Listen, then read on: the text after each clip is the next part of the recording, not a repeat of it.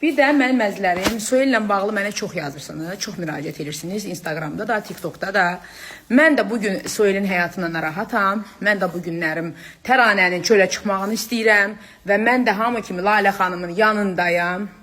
Və sabahlarım Lalə Azərtacın verilişində canlı yayıma bağlanacağım. Mən öz sözümü deyəcəm. Mən nəinki bugün, mən Soyelə demişəm, mən həmişə onun yanındayım. Axıra qədər.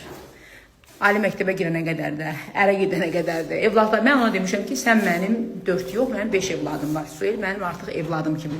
Sən mənim yanımdasan, sən də Adildə. Həmişə sizin yanınızdayım.